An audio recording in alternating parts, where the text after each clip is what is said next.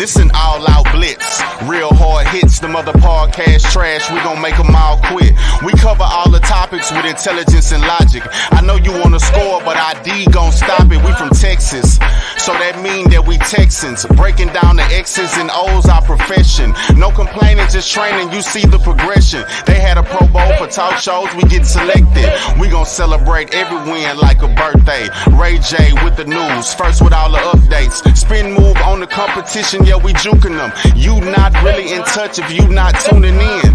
This is Crenshaw, Briggs, and VT. We want the touchdown, we not trying to go for 3. And it's best if you get up out the street, cause them bulls out the pen and they bout to stampede.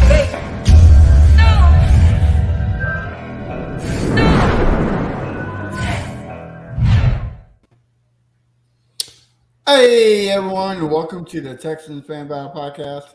I'm your host, as always, Matthew Briggs. And as always, I got my amazing trio. First off, I got Mr. VT. What's going on, bub? What up, what up, what up? And my A1, since day one, been from the bomb, now we're here. I got Mr. Crenshaw. What's up, everybody? And before I introduce, we got a wonderful guest, but before I introduce him, I just wanted to take a couple seconds out of the podcast and to say I lost my father this weekend. So I wanted to just kind of say I love you, Pops, and you'll never be forgotten. But on a lighter note, let's introduce Mr. John Crumpler. How you doing, sir? Matthew, I'm doing well. I'm sorry to hear that. We'll definitely be praying for you this week.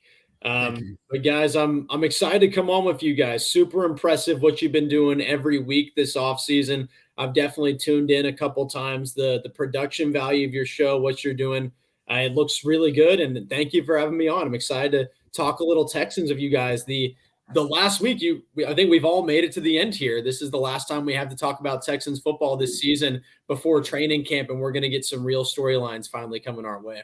Whoop, whoop, whoop. Well, before we talk Texans, just a little bit NFL news. That sound good to you? Let's do it. And I'll let Crenshaw take over for. I'll take the place of Crenshaw, and he can take the place. So he has big shoes to fill, but he'll take the place of me.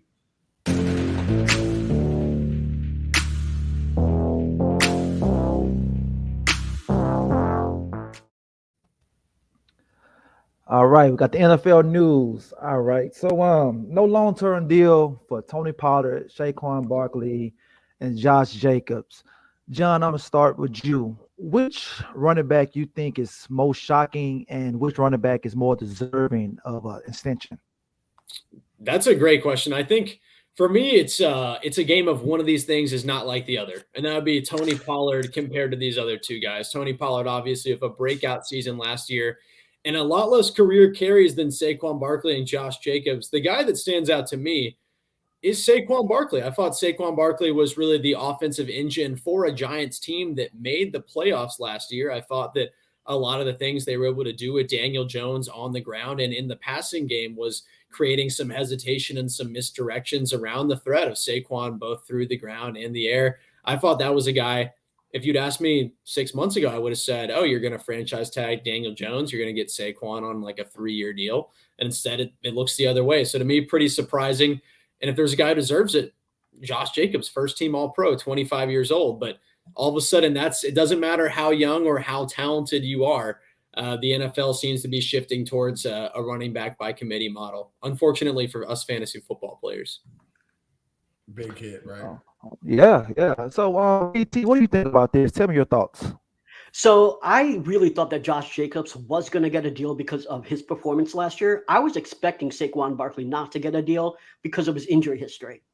He had a great rookie year, and he obviously had a great year last year. But when you're that injured, how big of a contract do you want to give out? We saw what happened with Ezekiel Elliott. We saw what happened with Todd Gurley. We've seen what happened even with CMC, even though he's back. You give a big contract to these RBs, and they get hurt.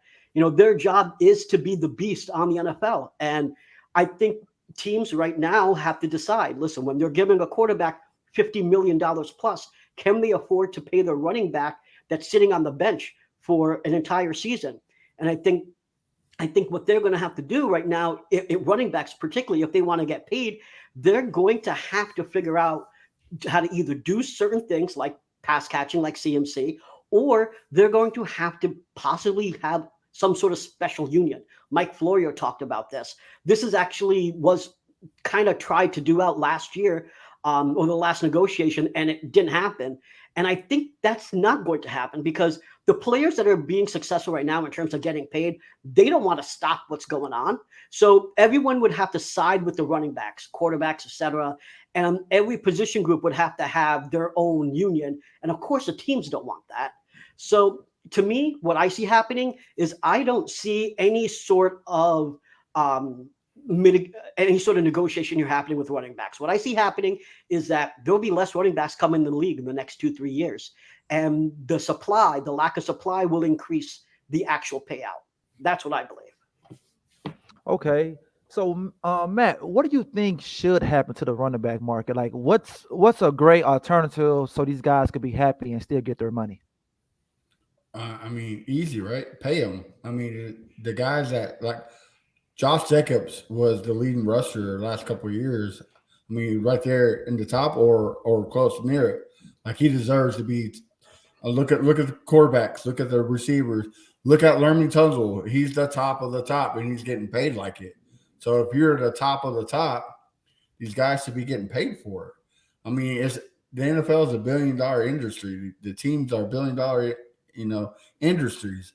They should start playing their players like $1 billion industries. These guys go out there, put their bodies on the line. What they're doing, especially to Josh Jacobs and Saquon Barkley, is just disgusting. And even Austin Eckler. I mean, it took Austin Eckler almost all season to get what he got deserved. I believe with BT, if CMC wasn't the type of player he was, he wouldn't have had that contract. So I think they're doing them wrong. I think the only way to fix it is to pay it. Agree. I feel like Josh Jacobs should have got paid. This guy is probably been the best running back out of all these guys. He's the heart and soul of the Raiders. But we're gonna see. All right. So on to the next topic. Evan Ingram signed a long-term deal with the Jaguars. John, give me your thoughts on that. Last year, he had a great year. He helped the passing game, helped those guys win the division. Do you think this was a good move for them, or you think it's going to bite them in the ass? Yeah, absolutely. I mean, to start, I want to tackle this from a league-wide perspective. I think it's going to be interesting to see what Doug Peterson did with Evan Ingram. Do we start to see a trend in how offensive coaches are willing to utilize tight ends around the league? I think we're kind of seeing this with the Patriots right now. They went out and got Mike Gesicki. Are you willing to have a tight end that maybe he's not a blocker, but you have him essentially as that third receiver, and you go hunt those mismatches as defenses go smaller towards these passing sets? And something they found a lot of success with Evan Ingram. And I think that's a good contract for Jacksonville, especially in the scope of this is a win now team. This is a team that kind of needs to capitalize their window. Obviously, Trevor Lawrence still on a very cheap contract this year, but as soon as he finishes this season, he's going to be eligible for a contract extension. I personally believe he's going to be in the conversation for the top 5 to 7 quarterbacks if you don't have him already there. And, this is a pass catcher who presents a unique mismatch, who Trevor Lawrence has some good chemistry with. And more importantly, if we're looking at how the Jacksonville Jaguars have a path to winning, I think they're going to be the favorite in the AFC South. But if they want to win the AFC, you look at that defensive line, and they don't have the bodies there to pressure the elite quarterbacks like a Joe Burrow, Josh Allen, Patrick Mahomes. And they freed up over $10 million in cap space for this year. I actually think a number a good bit bigger than that. So can they go get one of those mercenary type pass rushers like a Yannick Ngakoue, like a Jadeveon Clowney, now that they paid Evan Ingram? So I think it's a win now and a win later for a team that is optimizing a rookie quarterback contract. I like that deal for Jacksonville. Okay. So VT, what do you think about the deal, and who do you see as our Evan Ingram this year? Well, I think the deal, honestly, some people were saying it's an overpay, but it's really not. It's essentially $8 million a year. Because obviously those incentives are if the Jags go to the Super Bowl and all sorts of nonsense like that. So I think the deal is actually perfect. We paid Dalton Schultz right around $7 million, a little less, I think, right? So it's on the money. If anything, he's obviously hoping that he can hit those incentives. And he surprised me because I used to call him Butterfingers. He had a drop issue situation. And boy, did he shut me up last year. So I think he deserved the extension. I think Dalton Schultz could potentially be that Evan Ingram. The difference is Dalton Schultz can actually block. Evan Ingram doesn't block. He is really just a pass catcher. But I think what the Jags have done is they surrounded Lawrence with enough weapons where if one goes down or double teamed, he still has plenty to go. I mean, you got Christian Kirk, who surprised a lot of people. You have Evan Ingram, who surprised me. You bring on Ridley. You have ETN. They pretty much got a stacked team. We talk about how many weapons Tua has. Is everyone really talking about how many weapons they gave Trevor Lawrence? So he's got a lot of tools to succeed. And I think John is right on the money on where the issue is. It's pass rush. Trayvon Walker has not been what they need for the first overall pick. Josh Allen, hasn't been what he needed. So pass rush is the issue. And it's not because they haven't spent the capital to acquire these dudes. They just haven't produced. So that is their challenge. But on offense, I think they're rocking. Okay. So, Matt, what are those guys saying that the Jaguars fan better about Evan Ingram? What are they saying? Tell us something that we don't know. They call him the GOAT. They call him the best tight end in the division, which is a little nonsense because if your name's not Travis Kelce, you're nowhere near that echelon, right? Like nobody's touching Travis Kelce just by a mile. But I mean, I can see why they're excited, right? The guy, like John and BT both said, great mix matches in the offense because who are you going to double team? You're going to double team Kirk. You're going to double team Ridley. I mean, it leaves Lawrence just feeding the ball to multiple players. And hopefully we can get that in Dalton Schultz. Hopefully Dalton Schultz becomes our Evan Ingram where we franchise tag him and sign him to a long-term deal. That's the only thing we can, hopefully see. Okay, all right. So, big news this week in the AFC South. A Texans legend, DeAndre Hopkins signed a 2-year deal with the Tennessee Titans, $26 million worth of $2 million. John, give me your thoughts on that. Post off the wide receivers in this division. Talk a little bit about D-Hop and talk about a little bit about the wide receivers in this division as well. Yeah, absolutely. So, I mean, I'll just start with DeAndre Hopkins to Tennessee. I think that's a rock star signing for the Titans. I think they actually got him on a really good value when you're talking about a ball-winning number one receiver in the NFL. This is a guy, and I know people talk about Hopkins aging, but I think this is still probably, like at worst, this is a top 20 receiver in the NFL right now. I think there's lots of good arguments that he's better than that. Like you could make top 12, top 15 arguments for DeAndre Hopkins. And he fits both of their timelines. This is a team that, I mean, they've got the defense and like kind of some offensive pieces like a Derrick Henry, like a Tannehill's at the end of his career that says, okay, we can win now. We've won a lot of games previously. There's not a huge reason to take a step back.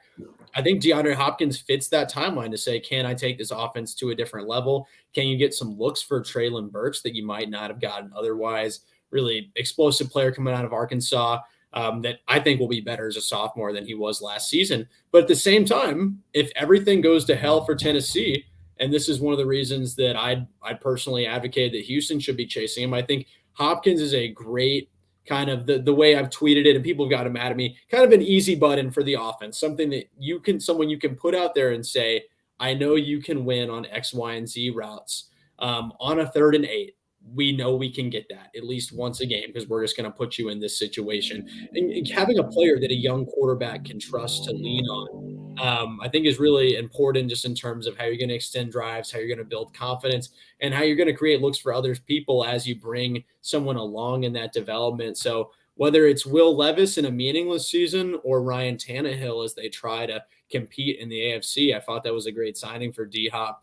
And in terms of, you talked about the division, the AFC South, unfortunately, I do feel like this puts the Texans a tier above the other teams in the division. They don't have a true number one. We talked about or I talked about having, you can put D-Hop out there and ask him to go win on certain rounds. I feel the same way about a Michael Pittman. I feel the same way about a Calvin Ridley or some of the looks that they were able to draw up last season for a Christian Kirk or an Evan Ingram. And then when you look at our receivers, I think there's room. It doesn't mean that Houston's passing game is doomed. I don't think it doesn't mean someone could emerge. Could you see a Nico Collins emerge at the X? Could a Tank Dell, albeit I think you have to have Tank in motion, could he prove to be lethal in that role in this offense? I think that's possible, absolutely. And if you do, everything starts to fall into place because I think you've got some good space finders in Robert Woods and Dalton Schultz. But I think it places Houston in the division trying to figure out how can we be explosive as these other teams. Okay. VT, you made your quite share of videos on D-Hop. Explain to everybody, what do you think about this signing and what do you think he's going to bring to Tennessee? In the arms. No, I'm going to start second. All right. So basically, the reason why I made that Sarah McLachlan video is not necessarily just because of D-Hop. I think Tennessee has a history of trying to, quote unquote, take our sloppy seconds. And here's the thing. The bottom line is that their line is horrible. They had one of the worst lines in pass protection last year. And if you can't get the ball to D-Hop, what are you actually doing with any receiver, right? The last year, Tannehill got hurt because their line was horrible. You saw what happened to Derrick Henry. He had more fumbles than any other running back in the league because their line. I think what's going to happen is that D-Hop is going to get his at least 700 yards, 4 or 5 touchdowns. But I'm not seeing him to be strong. Why? Because it's based on the line, honestly. It's not necessarily just because of D-Hop. It is the line. And that's why I think that D-Hop is going to go there. And I think, listen, there's a reason why there's only 3 teams considering him. When he was on the free market, I thought he was going to get 15 offers, to tell you the truth, because who wouldn't want D-Hop? But there's a reason why 3 teams were talking about him and only 2 gave them offers. So there's something going on where teams didn't want him. I think that he didn't have a choice. He went to Titans and honestly, 12 to 13 million for someone that was getting paid more than double that just a year prior. I am not thinking that he is going to be the star that Titans fans think he is going to be. I think he's going to get 700 yards. I think he's going to have 4 or 5 TDs. That's about it. Dude, I agree that offensive line is going to be a big problem for anything that Tennessee wants to do this season. It's not something anyone's really talking about. Yeah. Okay. Well, let's jump into the Texans news right now.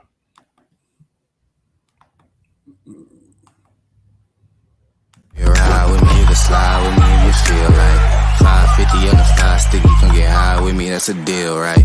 Ride with me if you ride. All right. Caesar Sportsbooks have us at 6.5 wins plus 650 to win the division. Matt, do you agree with that, or taking over, taking under? I'm taking the under. Would I like for us to win the division? Of course, but we're let's be honest, we're a 6-win team. There's still a lot of concerns. The linebacker crew, we don't know how that's going to be. The defensive line, we don't have no big man. We don't have a big fatty like what I like to call it. We don't have a good defensive tackle quite yet. Nobody to stop the run. So if we can't stop them from running 600 yards on us a game, it's a wrap. So yes, I don't think we're quite there. Are we on the verge? Absolutely. But I don't see us quite there yet. But I wouldn't be surprised if we do pull like what the Jags did last year and it shocks the world. But I just don't see it because there's too many. Like John said earlier, our receiving core is not there yet. So there's too many question marks to be that sure. So I'm gonna have to mark it up for the question marks. Okay. I got a twofer for you, John. What are you taking the over and the under? And what do you think about Bobby Slowick? What do you think he's going to bring to this offense? Because there's a lot of uncertainty with him. What do you think he's going to bring? That's a big question.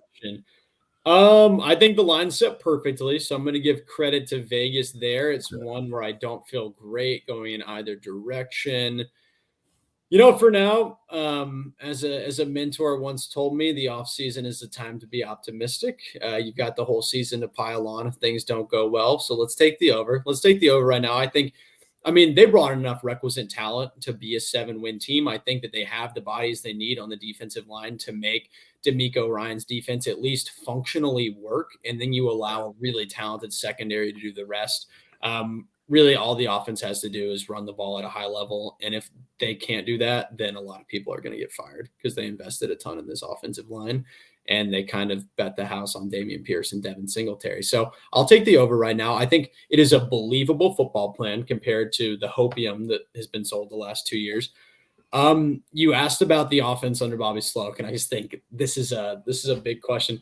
Are you asking about principles? Or are you asking about how they're going to want to win games? What do you mean from that? Let's try to break that down a little bit.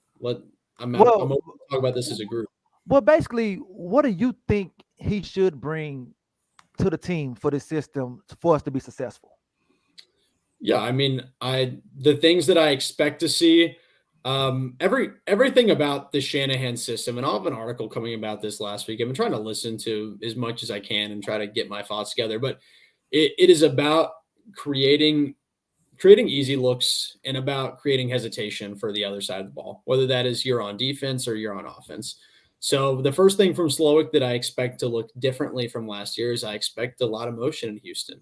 And I think they went and got guys that are going to help them do that. I think Tank is a guy that can do that. I think they have a lot of people who they're comfortable bringing out to the slot who can also be meaningful blockers in the run game to run from that. I expect a run-first offense. I think Texans fans might feel relatively nauseated at that because we've heard it for 2 years in a row that they want to be a run-first team.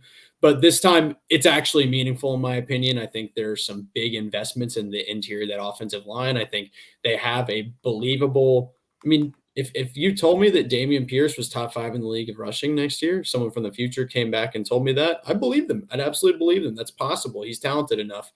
And I think Singletary as well, just to spell them, they don't have to change what they're doing when they bring Pierce off the field, which was not true last year with Rex Burkhead. And then I expect them – I think they're going to have to scheme a lot of their open looks. You just talked about how the receiver group's not weak, but I thought it was pretty interesting that they targeted guys who are more so route runners than they are burners and guys who are really going to capitalize in the short and intermediate areas of the field. So if I expect guys like Tank Dell to eat short and in motion, I think that Robert Woods and Dalton Schultz are space finders in the middle. And the question becomes, do you have a guy who can bring people deep and let that capitalize the best, or are people going to be crunching in on you? But overall, I think it's going to be a much more well-executed passing game and a run-first offense under Bobby Slowick that should hopefully make life a lot easier for the quarterback than we've seen under the last 2 systems. All right, so this is a small debate we've been having on the show. Who do you think going to finish with the most total yards, Devin Singletary or Dameon Pierce? Total? Yes, total. Does anyone think it's not Dameon Pierce? I do. I think it's Singletary. Can you make the Singletary argument? I want to hear it in its entirety first. Well, I just feel like since he's on a 1-year deal, he's more hungrier, and I think he's not going to get injured because I think Dameon Pierce is going to get injured because his style of play, and I think he's going to get more opportunities, and I feel like he's a better pass blocker, so he's going to get more opportunities on the field. That's just me. So what percentage of the snaps is Singletary playing next year? I'm saying he's going to play 60-40. Oh, so you think Singletary will play more snaps than Pierce? Yes, I think he's going to play more. And that's a bold take. I think Pierce runs angry. I think Pierce's running style is something that I don't know how you keep that on the bench. His numbers I don't think they reflect the player that he was last year because the offensive line was so bad. I'll take Dameon Pierce by quite a bit. I think he's more than competent to be in the backfield. I think Singletary, the contract that you signed him to was much more a priority backup contract than it was signaling that you think he's a centerpiece of the team's future or something you want to employ like that moving forward. It was 1 year, $3.5 million. I have every reason to believe it's Pierce. I'd be curious to hear the rest of the group as well. VT, you on the mic? Let's go.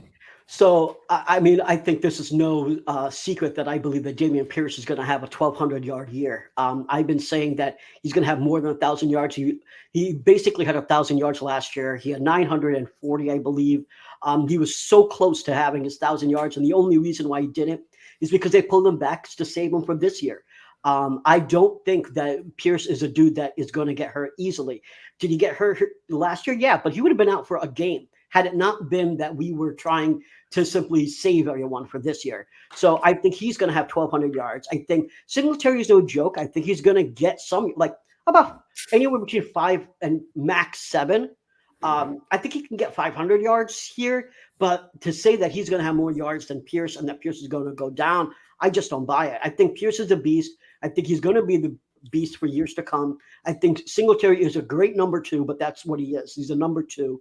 And I think that one of the reasons why Pierce is great and why he's always, I think, going to be RB1 over Singletary is that Pierce can get yards through contact, after contact. He does, whether the line is garbage or whether the line is fantastic, he's going to get his yards. Singletary needs an offensive line to succeed. That's a huge, huge reason why Pierce is a beast. I also, that's why I can't believe that you really do believe that Singletary is going to do it. But hey, man, I like Singletary too. I think Singletary is a good football player. Like, it's something that we haven't talked about a lot. I mean, maybe those of us like who are in the more niche Texans content or really big fans of the team, we've thought about what Singletary means that he's here. But that's a really good player. And the most important thing to me is he doesn't change how you run the offense. But I'm still not quite sure that he's talented enough that you bring off Pierce's skill set, who I think he gets you yards that otherwise your offense has not earned. I think that he can do everything that you're asking from him. I think that the way the team went about signing other people, ignoring the position in the draft, I mean, even how they've had him at the podium and the way he's talking, I expect Pierce to be featured in this offense this season. yeah. I think Pierce will get him in yards, but do not be surprised if Singletary gets more touchdowns than Pierce, just because of the passing game. And, you know, like BT Crenshaw said, he does take a beating.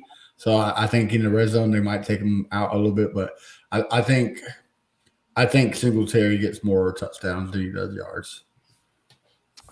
all righty. Well, John, it's like we up against time here. So why don't you tell the folks where they can find your amazing work, and tell the folks that you're going to be saving lives in a couple of years. Oh, well, next year we'll see where I end up for residency. There we go. Fingers crossed I could potentially end up in Houston. We'll see. But guys, you can, again, fellas, thanks for having me on. You guys do a great job with the show. Been fun to watch how it's evolved, and you bring on a ton of great guests. So honored to be amongst that group. But for anyone who doesn't know me listening, my name is John Crumpler. I'm the lead analyst at the Texans Wire. You can find all my work at the TexansWire.usatoday.com. Give me a follow on Twitter at John H. Crumpler. I'm usually spitballing some thoughts on there pretty much every day. So a lot like these guys. I'm excited for us to all have some real topics to talk about in the next few days here. Awesome. All right, man. All right, John. Thanks for coming on, and keep a steady Thanks hand. for having me. I'll do All my right. best. Bible. All right, everybody. That was John Crumpler there. So we're gonna bring our other special guest tonight, Mr. Alexander Weber. How you doing, sir? Fellas, how we doing? Thanks for coming on, man. Appreciate it.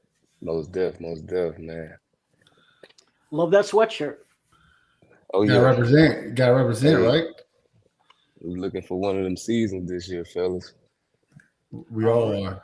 Already, man. We got Mr. Hotty Toddy man in the house tonight, man. Man, hotty toddy. All right. What year did you play for Ole Miss? So 2014 and 2018 was when I was there. I actually redshirted my first year, 2014. But man, Ole Miss was some good times, man. Some good times. Oh yeah, man. It go down out there in Oxford, man. I had our brother-in-law played there in 08, 09, and that town, they know everybody on the team, man, from the front to the back, man. Yeah, they beat the Gators that year, huh? 08. They beat the Gators that year. Yeah. They had Jevin Sneed was the quarterback and everything. Right. Yeah. All right. Yeah. So let's talk about the different positions in football, man. VT, kick us off on that right there. Yeah, so one of the questions that a lot of people were asking, because I asked them to DM me questions when we found out that you were kind enough to jump on, is how did the different off-season, what are the different off-season training things that you do depending on the position, whether it's running back, whether it's offensive line, receiver? What are you doing with the different position groups?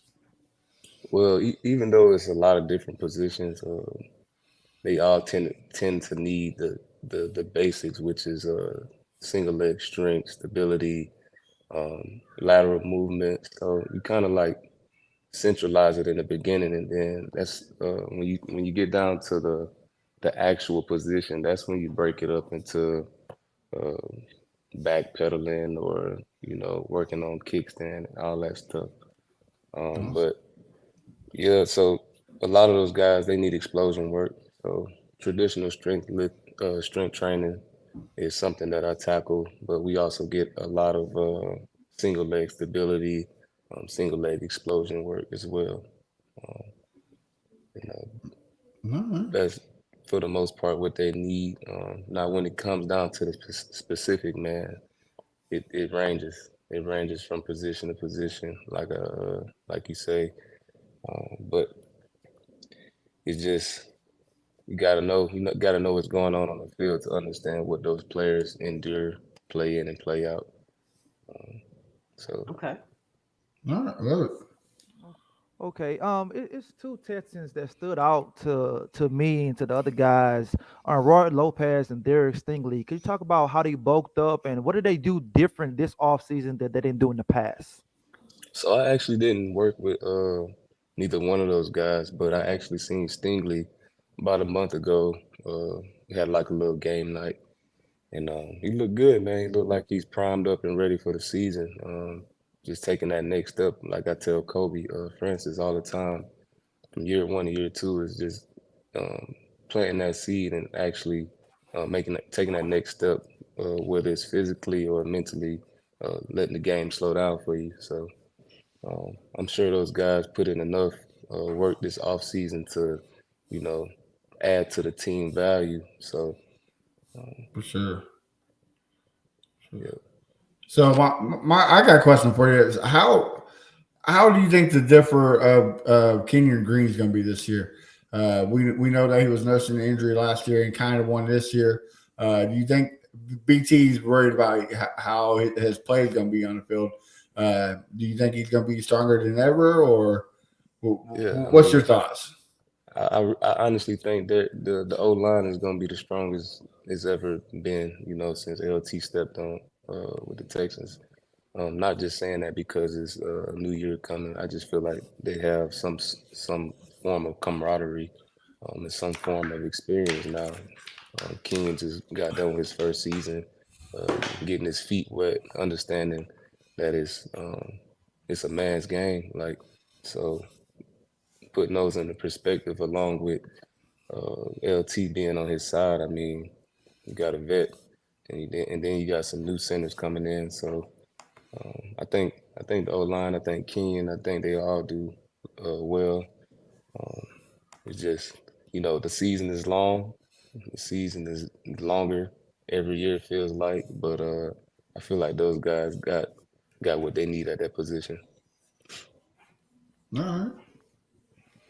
Let me ask you, of all the individuals that you've been working out with, because I've seen your videos, you've been working out with a ton of dudes. Like, is there anyone that has shocked you? Like, oh my God, I didn't really think he would take this next step this quickly. Yeah, man, Kobe Francis, man. I believe he's gonna be Been that. hearing a whole bunch of good stuff about him in this whole off season. So good to hear. Yeah, I feel like he's gonna make an impact on the team this year. Just being with him day in and day out, just talking with him, and just chopping it up about football. Sometimes he's allowing the game to slow down for him, getting in the playbook, understanding what's going on, and then man, I don't know if y'all seen him. He's a very explosive guy, man. Very explosive guy. Um,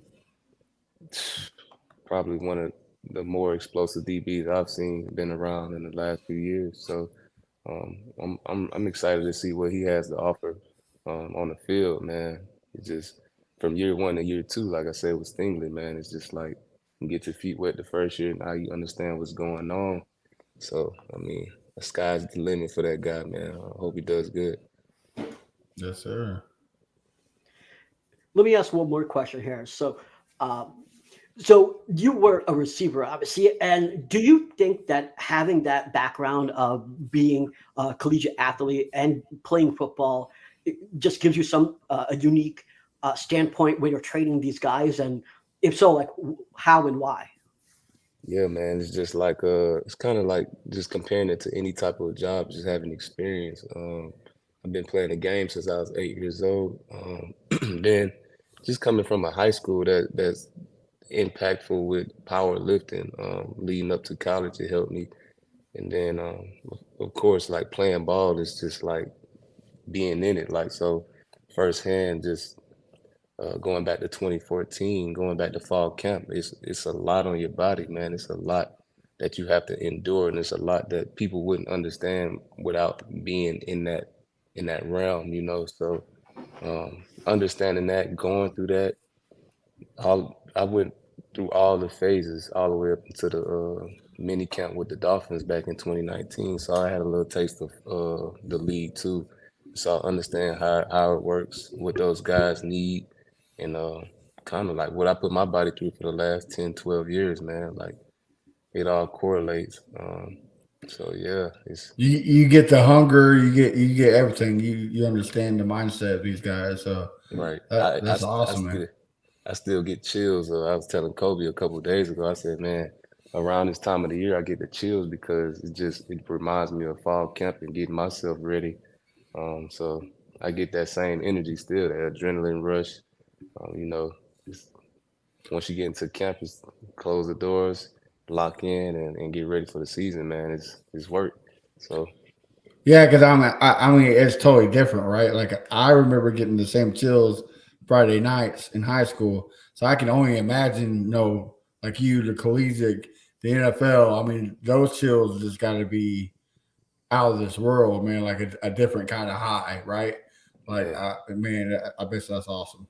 yeah. Just I mean, playing teams like Alabama, LSU is like being in the SEC, like that adrenaline rush comes every Saturday, man, whether you're ready for it or not. So it's like it sticks with you for a longer period of time when you're going years down the line. You're like, man, I feel like I need to be in this game. Like, let me get a helmet, let me get some shoulder pads, Put me in, and coach. put me in, Yeah, coach. So yeah. yeah, memories definitely come back up, man. What's up, man? Has it been one guy that you trained that you learned something from? Yeah, I learned something from all three guys that came with me and trained: MJ, Kobe, and Christian Harris. It's just the mentality, man. Like I think they was riding a bike one day and we were going 20 seconds on, 10 seconds off, and I miscounted a rep. I think it was like rep 4, and I said it was rep 5, and those guys was like, nah, man, it's rep 4. Like let's, you know.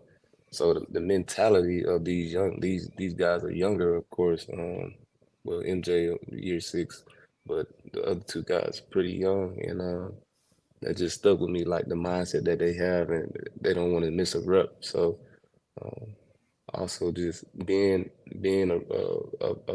a good human. I think a lot of times get in the league and get the big head a little bit, but just understanding like the people that you deal with day in and day out, regular people, man. So just treat them like humans, and I think a lot of those guys on the team do that very well.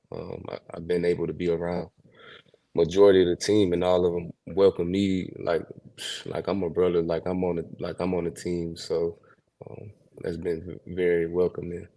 So Okay. Can you share something about LT that we don't know about?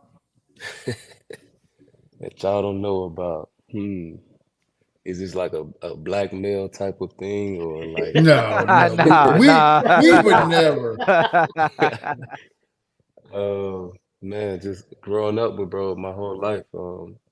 we literally lived together majority of our lives, especially just growing up. But man, LT used to have an afro. If y'all didn't know that, Wow, yeah, really? he used to have a nice fro with a nice line. He had a nice edge up too, man. It was clean, and So yeah, like we talking like Ice Cube's old fro or man, like the baby pack from like a pack fro was perfect, man. It was yeah.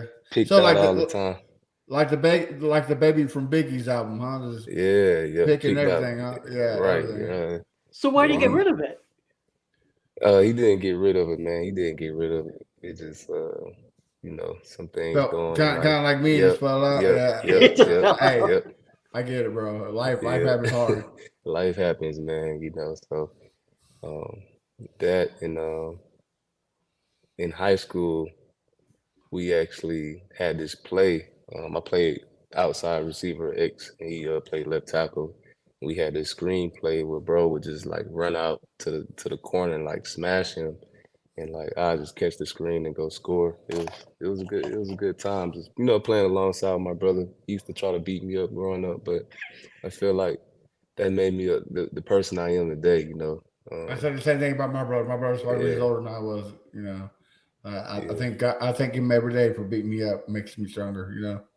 Nah, right on, man. It did, has, But he's been a big brother like no other, man. I call him a gentle giant because on the field he's gonna smash you and block the mess out you, and then you get around him. He's a chill guy, cool, calm, collected. Um, that's what it is. So who got more in trouble, you or him, or Man, both? we get in trouble at the same time. If one was in trouble, the other one was in trouble. So that's how it went in the household with my dude. So we grew up with a Ride or single. die, huh? Yeah, we grew up with that single mom, so she had to take it out on both of us, just to let us know she's not playing around. That's what's up. Okay, Vita, you got another question up there? Well, since we're almost done, I just want to know if you want to tell the folks a little bit about Adumon Fitness, and if basically just tell us a little bit about what you do overall, and because you train other dudes, right? So or females or whatever. So Yeah. just tell us a little bit of what they can expect if they wanted to work with you. Yeah, man. So I created Adumon Fitness solely off the model of adapting to change and evolving from the past, whatever that looks like in your life. So I do traditional strength training, but I focus in on the form and the stability aspect as well. So I have two divisions. I have the general fitness side, and then I have the sports performance side that I train. And I want to maximize the potential and minimize injury through my retro way of training. I would say it's retro because the different styles and the different exercises I put people through is just finding different ways to put the body essentially in the same way, but just different ways, if that makes sense. But Yeah. yeah, man, I train kids, ladies, men, any sport. I'm in there early. I get up at 4:30 in the morning, and I get done around 2 p.m. So I'm an early bird type of guy. We work hard. I'm not the type of trainer that's going to yell at you, but I feel like my words make enough impact where you understand what's going on. I also do yoga. I tapped into yoga a couple years ago, man. After I got done with football, and I just wanted athletes to understand that it's okay to get on the mat and get in tune with your mental and physical self. So Awesome. kind of add all that together, man. It's a great deal, man. I got around 30, 40 clients coming in day to day. So it's every day is a busy day, but it's a great day, to help other people out. Awesome. All right, sounds awesome. I don't have a question, but hey, when you're working out for these guys down there, at Kirby Lane, just tell them, say, hey, go on the Texans fan battle. Just whisper it to them. Say, hey, great guys, great podcast, jump on. I got you, man. I got you. Well, thanks for coming on, man. Appreciate it. Man, appreciate y'all having me on. Yeah, Appreciate it, man. Hey, tell the folks where they can find you at and how they can support this black business right here. Most So importantly. you can find me mostly on Instagram at One Piece One. That's WONPEACE1. My website is attached to my profile, so you can find me there. Once you get to my website, pretty much just gives you everything that you would want to know about me and know about my business. And man, sign up for that first consultation so we can get down and get to your goals, fitness goals. I know the summer's almost over, but hey, this is a lifestyle, not just something we getting toward, you know. I like that. Well, man, appreciate you for coming on, man. Tell LT all pro this year, baby. All pro, y'all see they've been sleeping on him already. They've been sleeping on him. All day. He should have made it last year. For all reality, he should have made it last year.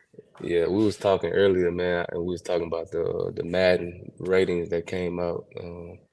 He was like 99 next year. I said, yeah, man, we getting that 99 next year, 99 overall. If he doesn't make 96 or higher, we're rioting. Like, we're taking it to the streets. Like, it's not fair. Yeah, man. Yeah, but they've been asleep long enough, man. We the underdogs wake this up. year. Yeah, we're gonna wake them up, man. It's good to be an underdog, you know. Exactly. Catch them while they're Swap them around a sleeping, little man. bit. Yep, catch them while they're sleeping, man.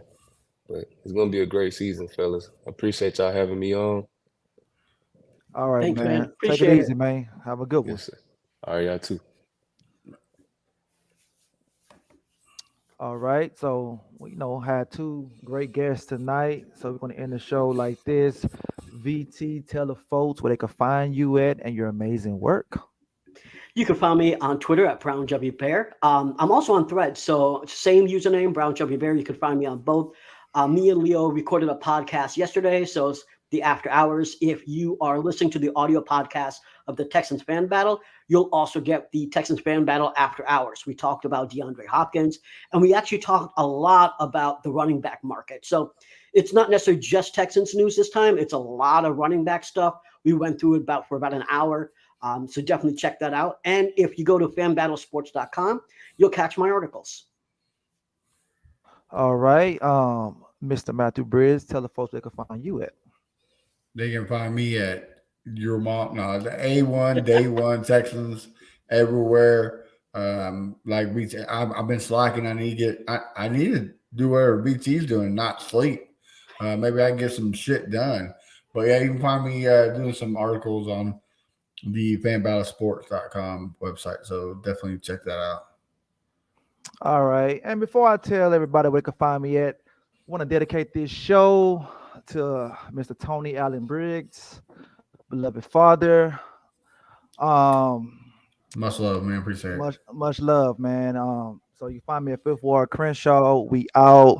Tune in next week. We're coming back with the heat. Peace.